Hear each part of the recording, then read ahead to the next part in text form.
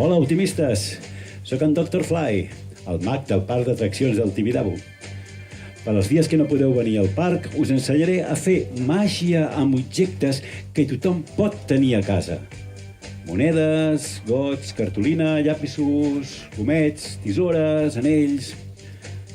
Amb aquests trucs podreu sorprendre els vostres pares i germans i passar estones ben divertides. Comencem! Hola, optimistes! Començarem amb uns jocs que necessiten molt poca preparació. El primer joc serà un que farem amb un cordill i un anell i farem que l'anell pugi fins a meitat de trajecte.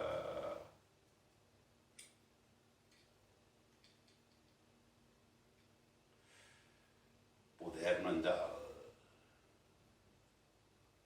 Continuem amb un altre joc que farem amb un bitllet i el posarem a sobre d'aquests dos gots. Atenció, màgia! Com podeu veure, això no és gaire màgic. Però ara ve la màgia perquè ens concentrarem. Traurem un got. I el bitllet s'aguanta amb equilibri! Uau! Anem a fer un joc. Ara, amb un got, una moneda, necessitem un tapete. No tenim tapete, farem servir una cartolina.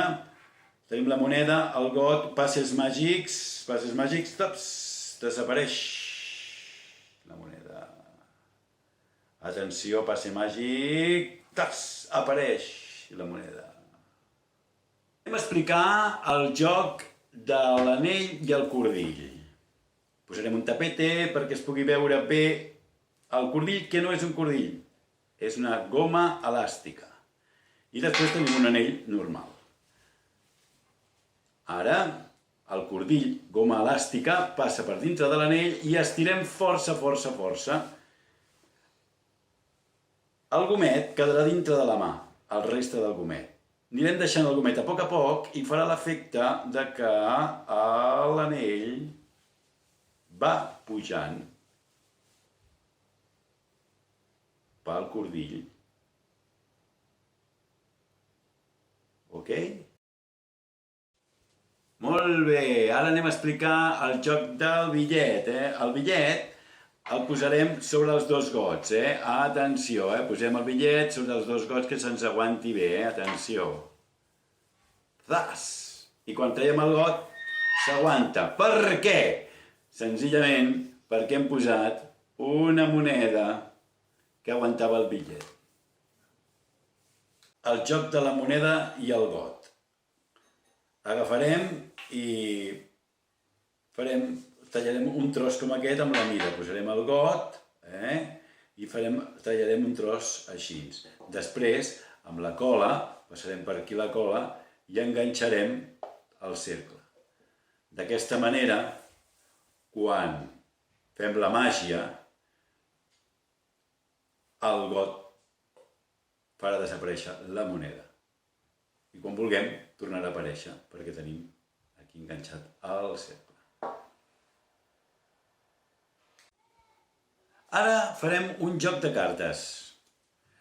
Us explicaré una història de l'època medieval, quan hi havia 4 regnes: el regne dels pals, el regne de les espases, el regne de les copes i el regne dels oros.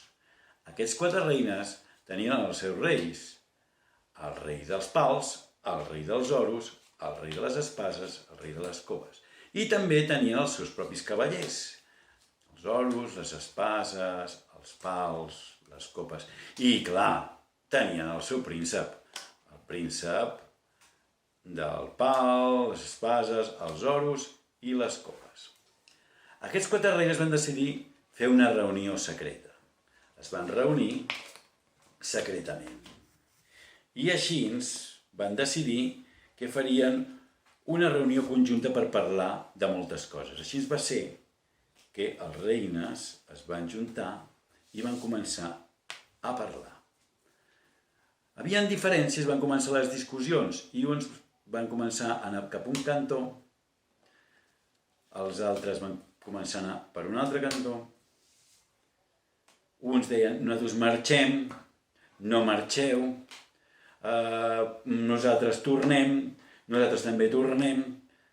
Al final de totes aquelles discussions i moviments va passar que van decidir tornar cada un a casa seva. I així uns van anar cap a un lloc, altres cap a un altre, i va ser que amb aquest descontrol el mag Merlín va fer la seva màgia i va aconseguir que els reis estessin tots junts.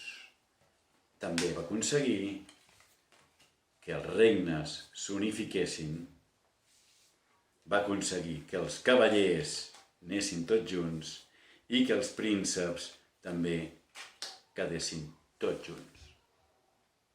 Bueno, optimistes, aquest joc dels reis i els regnes us l'ensenyaré al pròxim vídeo. Fins aquí aquesta màgia des de casa de Dr. Fly, @partyvidavo. Fins la pròxima! Anem a aprendre màgia amb el Dr. Fly. Anem a aprendre màgia amb el Dr. Fly.